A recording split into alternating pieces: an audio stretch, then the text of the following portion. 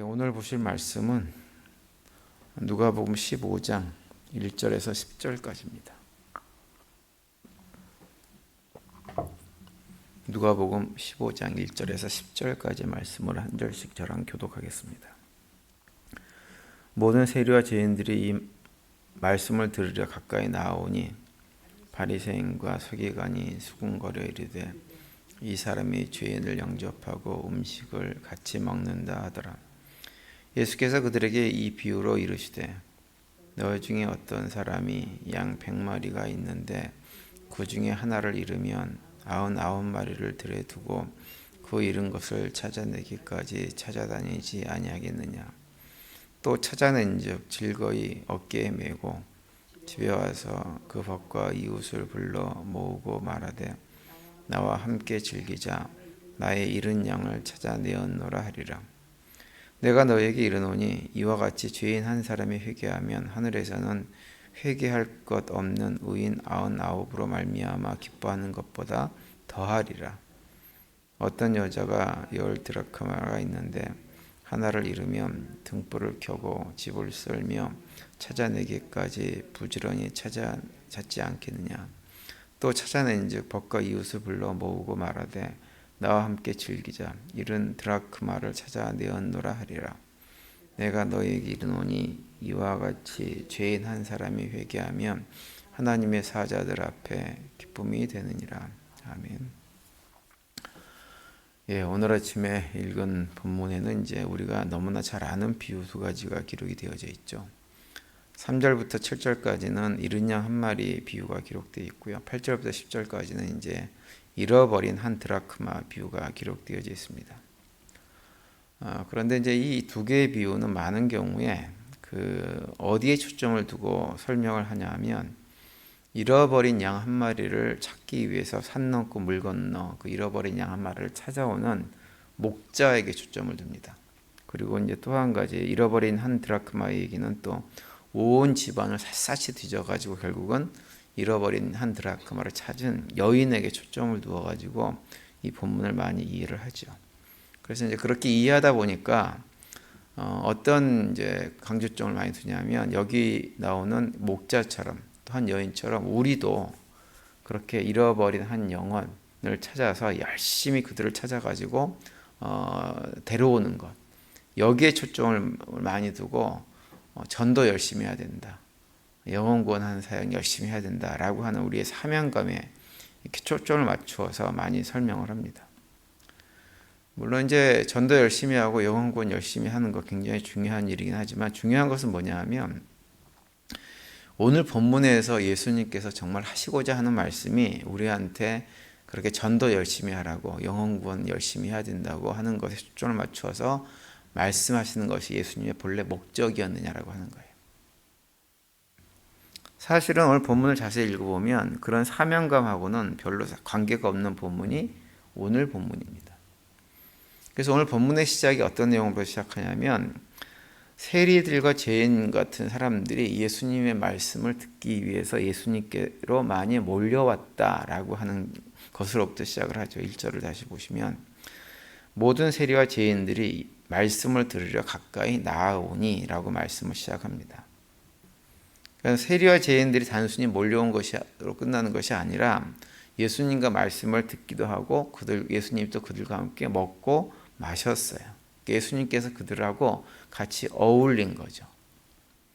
그런데 그 자리에 누구도 있었냐면 바리새인과 서기관들처럼 성경 말씀을 아주 잘하는 사람들도 있었는데 이 사람들이 예수님께서 그런 세리나 죄인들과 같은 사람들하고 같이 어울리는 것 자체가 굉장히 마땅치가 않았습니다.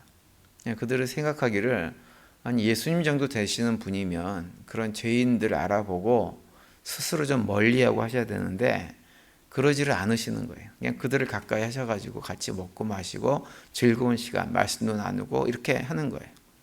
그래서 2절에 이제 그 내용이 나오죠. 바리새인과 서기관들이 수군거려 이르되 이 사람이 죄인을 영접하고 음식을 같이 먹는다 하더라. 이렇게 기록을 하고 있습니다. 그러니까 바리새인들의 서기관 같은 경우는 자기 스스로 하나님에 대해서 많이 알고 있고 또 말씀을 잘 알고 있어가지고 그렇게 말씀을 사람들이 가르치는 사람이라고 하면서도 정작 중요한 건 뭐냐면 이 사람들은 어떤 문제가 있었냐면 하나님의 진짜 마음이 어떠한지는 전혀 고려하지 않는 사람들이었다고 하는 것을 이 표현을 통해서 우리가 알 수가 있습니다.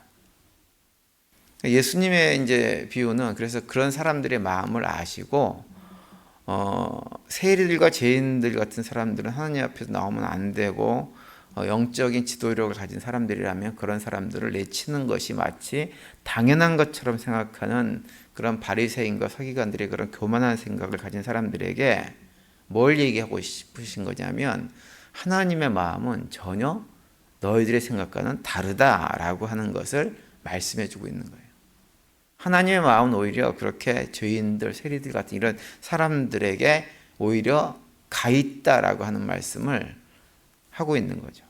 다시 말하면 하나님은 어떤 분이시냐? 죄인들을 불쌍히 여기셔서 그들을 구원하시려고 하시는 분이 우리 하나님이다라고 하는 것을 말씀하는 거예요. 반대로 하나님 또 어떤 분이시냐? 바리새인이나 서기관들처럼 나는 의로워, 나는 훌륭해 라고 하는 생각을 가진 교만한 자들은 물리치시는 분이라고 하는 거예요. 늘 하나님은 어떤 분이시냐면 그런 교만한 자는 물리치시고 자기 스스로가 죄인됨을 인정하고 하나님 앞에 나오기를 참 힘들어하지만 그럼에도 불구하고 회개하는 마음으로 나오는 한 영혼을 귀하게 생각하시는 분이 누구냐? 우리 하나님이라고 하는 것을 오늘 본문 두 개의 비유를 통해서 예수님께서 말씀을 해주고 있는 거죠. 10절에 보면 이제 그 말씀을 하고 있죠.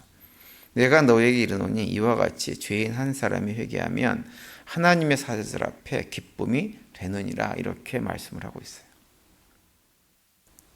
그래서 이제 이 여인이 오늘 본문에 나오는 비유에 나오는 한 여인이 찾은 한 드라크마 같은 경우도 무엇을 의미하냐면 죄인 한 사람이 회개하고 돌아서는 것으로 묘사를 하고 있는 거예요. 어린 양 한 마리도 마찬가지입니다. 죄인이어서 멀리 하나님을 떠나 살았지만 하나님이 마침내 그 한 사람을 반드시 찾아서 데려오시겠다고 하는 거예요. 왜냐하면 그것이 하나님에게는 더할 나위 없는 큰 기쁨이 되는 것이기 때문에 그렇다고 하는 거죠. 그래서 바리새인이나 서기관들처럼 마치 자기신들이 열심히 해가지고 노력을 해가지고 하나님 말씀을 잘 지키려고 하고 잘 지키기 때문에 그 마음속에 교만한 마음을 가지게 되어지고 그래서 죄인들은 무시하고 그들과 가까이 하려고 하지 않는 이런 사람들에게는 하나님께서 전혀 마음을 두고 있지 않다고 하는 거예요. 그래서 바리새인과 서기관들 같은 사람이 어떤 마음을 가져야 되느냐? 그 하나님의 마음을 알고 죄인들은 멀리 할 것이 아니라 그들을 가까이 하시는 예수님의 마음, 모습처럼 그들과 함께하고 그들을 어떻게 해서든지 주님 앞으로 인도하기 위해서 애쓰는 노력하는 삶을 살아야 되는 것이지 그들을 멀리하는 것이 바른 자세가 아니라고 하는 것을 강조하고 있는 거죠. 우리는 성경을 많이 읽으면서도 그 하나님의 마음에 굉장히 관심이 없습니다. 하나님의 마음을 품으려고 하지를 않고 성경을 열심히 읽으면서도 우리는 바리새인과 서기관들처럼 내가 하나님 앞에 나 스스로 훌륭하게 지는 것, 율법적으로 종교적으로 훌륭하게 되어지는 것, 그래서 어떻게 해서든지 내가 하나님에게 기쁨을 받고 내가 인정받는 것, 여기만 관심이 많이 있지만 하나님은 그렇지 않다고 하는 거예요. 우리 모두는 죄인들이기 때문에 죄인 우리 스스로가 하나님 앞에 무릎을 꿇고 죄인입니다 라고 고백하게 나가면서 겸손함 속에서 하나님의 뜻을 분별하고 살아가는 것, 그것이 하나님께서 우리에게 원하시는 것이라고 하는 것을 성경이 우리에게 반복해서 말씀을 해주세요. 대표적으로 우리에게 주시는 말씀이 로마서 12장 1절 말씀이죠. 1절 2절 말씀이죠. 하나님께서 우리에게 말씀하시기를 우리의 삶 가운데서 하나님께서 기뻐하시는 거룩한 산제사로 예배를 드리라라고 말씀하시면서 2절에서 그 거룩한 제사, 예배를 드리는 삶이 어떤 모습인가를 이렇게 설명을 합니다. 너희는 이 세대를 본받지 말고 오직 마음을 새롭게 함으로 변화를 받아 하나님의 선하시고 기뻐하시고 온전하신 뜻이 무엇인지 분별하도록 하라 이렇게 말씀하세요. 하나님의 뜻, 하나님의 마음을 잘 분별하며 살아가는 것, 그것이 무엇이냐? 하나님께 거룩한 제사, 산제사를 드리는 삶이라고 하는 거예요. 그래서 우리가 신앙생활을 하면서 무턱대고 열심히 하면 안 됩니다. 바리새인들처럼 서기관들처럼 무턱대고 성경만 열심히 읽어서는 안 돼요. 그냥 읽지 말고 중요한 건 뭐냐면 그 가운데 하나님의 뜻, 하나님의 마음이 무엇인지를 확인하고 그 마음을 품기 위해서 성경도 열심히 읽고 그 하나님 마음을 품은 상태에서 여러 가지 봉사 사역들을 열심히 해야 돼요. 그 하나님의 마음을 제대로 알지 못하고 열심히 하게 되어지면 결국은 다 어디로 귀결되어지냐면 그 모든 것들이 나의 자랑거리, 나를 내세우는 것, 나의 의로움과 거룩함을 증거하는, 그래서 사람들에게 인정받는 수단으로 다 전락해 버립니다. 그래서 우리 스스로가 뭔가 열심히 신앙생활을 할 때 늘 우리 자신을 점검해야 돼요. 정말 우리의 열심이 하나님께서 기뻐하시는 열심인가 아닌가. 만약에 우리가 하나님께서 기뻐하는 열심이 아니면 우리의 열심은 말짱 도루묵이 되어져 버리는 것입니다. 하나님께서 기뻐하시는 것은 회개하는 것이고 하나님 앞에 나가서 죄인됨을 고백하면서 살아가는 것입니다. 그것이 하나님이 기뻐하시는 거예요. 스스로 의롭게 여기는 것 하나님께서 기뻐하지 않습니다. 그러니까 예수님께서 바리새인과 서기관들에게 강조하시는 것이 바로 그것이죠. 그거 말씀을 오늘날 우리들에게도 그대로 예수님은 성경 말씀을 통해서 전해주고 있는 거예요. 그래서 우리가 그렇게 겸손하게 죄인임을 고백하고 하나님 앞에 나아가면 그 삶은 어떤 삶이냐? 승리하는 삶이 되어지는 것이고, 스스로 교만해서 내가 저런 사람하고는 상관 안 해 이러고 살아가는 순간 우리는 스스로 망하는 길에 들어서는 거예요. 영적으로. 그래서 잠언에서 말씀하시는 대로 교만은 패망의 선봉이 되어지는 것이고, 회개와 겸손은 우리들로 하여금 하나님의 자녀로서 영광을 누리는 삶을 살도록 우리를 인도해 주는 것입니다. 그래서 우리 스스로 돌아봐야 돼요. 우리는 정말로 하나님께서 기뻐하시는 회개하는 죄인의 삶을 살아가고 있는가, 아니면 나 스스로 의로움 속에서 서로 교만한 마음을 가지고 살아가고 있는가를 돌아봐야 됩니다. 그러면 어떻게 알 수 있을까? 내가 교만한 사람인지 겸손한 사람인지 어떻게 알 수 있을까? 여러 가지 길이 있겠지만 그 가운데 하나는 무엇이냐면 우리들 스스로가 다른 사람들, 특별히 믿음이 약하고 이런저런 문제가 있고 이런 사람들을 바라보는 우리의 시선을 점검해 보면 우리가 알 수 있습니다. 다른 사람의 약점과 허물을 바라볼 때 나는 어떤 반응을 보이는가라고 하는 것을 스스로에게 확인해 보면 돼요. 왜냐하면 내가 정말로 교만한 마음을 가지고 있는 사람이라고 한다면 다른 사람의 약점과 허물들이 정말 크게 보일 거예요. 그런데 내가 정말 겸손한 사람이라고 한다면 다른 사람의 허물과 약점이 크게 보이는 것이 아니라 그것은 다른 사람의 잘못은 티끌처럼 보일 것이고 내 안에 있는 죄는 훨씬 더 크게 보이기 때문에 다른 사람의 약점과 허물들을 판단하고 정죄하고 비난할 수 있는 근거가 아무것도 없다고 하는 것을 스스로 우리가 알게 되어집니다. 이것은 제 얘기가 아니고 예수님께서 우리한테 그렇게 말씀을 하셨어요. 마태복음 7장 3절과 4절을 보시면 이렇게 말씀하고 있죠. 어찌하여 형제의 눈 속에 있는 티는 보고 내 눈 속에 있는 들보는 깨닫지 못하느냐. 보라, 내 눈 속에 들보가 있는데 어찌하여 형제에게 말하기를 나로 내 눈 속에 있는 티를 빼게 하라 하겠느냐. 이렇게 말씀하세요. 예수님께서 하신 이 말씀은 우리 인간들이 향한 잘못된 행동 가운데 가장 대표적인 행동이 무엇이냐 하면 다른 사람들을 끊임없이 판단하고 정죄하고 다른 사람의 눈에 있는 티를 빼겠다고, 자기 눈에 있는 들보는 깨닫지 못하고 다른 사람의 눈에 있는 티만 빼겠다고 나서는 것이라고 하는 거예요.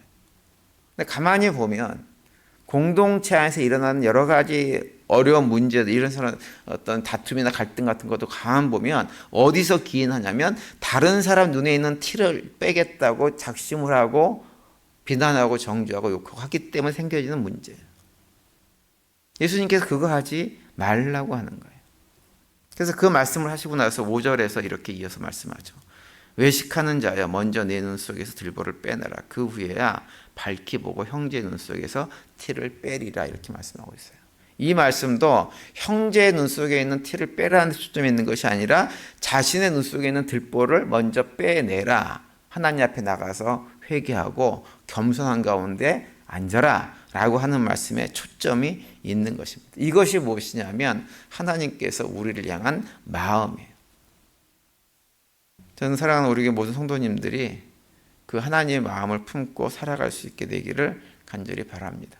그래서 주변 사람들 약점과 허물을 바라볼 때 불쌍히 여기되 약점과 허물을 비난하고 욕하는 것이 아니라 불쌍히 여기고 그들을 품어줄 수 있는 하나님의 마음을 품고 살아가는 우리 모두가 될 수 있게 되기를 간절히 바랍니다. 그래서 회개한 한 사람이 돌아오는 것을 너무너무 기뻐하시는 그 하나님의 마음을 품고 우리도 그런 고백 가운데 믿음의 길을 걸어가시면서 오늘 하루도 또 주님과 동행하시는 가운데 승리의 삶을 사시고 그 가운데 주님께 주시는 평강을 누리며 살아가는 복된 하루가 되시기를 간절히 축원을 드립니다.